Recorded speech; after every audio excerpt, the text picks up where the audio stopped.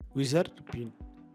እነዚህ ፍሬዎች የሚፈጠሩት የቡና ተክሉ የዘር መሙላት ሂደት ላይ ያለ የፊዚዮሎጂካል ጫና ሲገጥመው ነው። ከነዚህም ዋና ዋና መንስኤ የሚባሉት ድርቅና የውሃ እጥረት፣ የንጥረ ነገር ወይም ኒውትሪሽን እጥረት፣ ያልተስተካከለ የዝናብ ስርጭት ወይም ደካማ የስር ጤንነት ናቸው። በጤናማ ሁኔታ የቡና ተክሉ ስኳርን፣ ማዕድናትንና ውሃን ከቅጠሉ ወደሚበቅለው ዘር ያጓጉዛል። ይህ ሂደት ኢንዶስፐርም እንዲሞላና ዴንሲቲ መዋቀር እንዲጀምር እንዲሁም ኬሚካላዊ ሚዛን እንዲፈጠር ያደርጋል። ተክሉ ሲጨነቅ ግን ይህ ፍሰት ይቋረጣል። ዘሩ መፈጠር ይጀምራል፣ ነገር ግን ሙሉ በሙሉ ሳይሞላ ይቀራል። ሴሎቹ ቀድመው ይሞታሉ። እርጥበትም በፍጥነት ስለሚጠፋ የውስጠኛው ክፍል ይኮማተራል።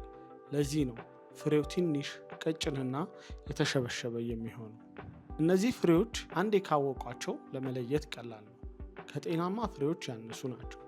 ክብደታቸው ቀላል ነው። ላያቸው የሰመጠ ወይም የተሸበሸበ ስትራክቸር ይኖራቸዋል። ሲሰነጠቅ ውስጡ የተጨነቀና ያልዳበረ እንጂ ቀለሙ የተቀየረ አይደለም። በምዘና ስርዓት ውስጥ አብዛኛውን ጊዜ እንደ ሁለተኛ ደረጃ ጉድለት ይቆጠራል።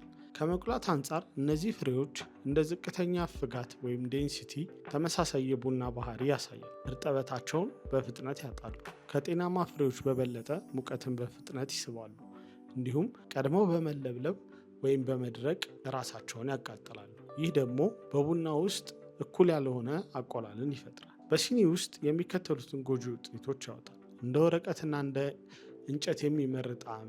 እነዚህ ፍሬዎች መዋቅሩን፣ ሚዛኑንና የጣዕሙን ጥራት ያጠፉታል። ከጣዕም ሳይንስ አንጻር እነዚህ ፍሬዎች የአቅም መጥፋትን ወይም ሎስ ኦፍ ፖቴንሻልን ያሳያሉ። ጣዕም ሰጪ ንጥረ ነገሮች ሙሉ በሙሉ ስላልተፈጠሩ በመቁላት ጥበብ ብቻ የሌለን ነገር መፍጠር አይቻልም። መፍትሄው ሙሉ በሙሉ በእርሻ ላይ ነው። ጤናማ ተክሎች የተመጣጠነ ምግብና ትክክለኛ የጥላ አስተዳደር ብቸኛ መፍትሄያቸው።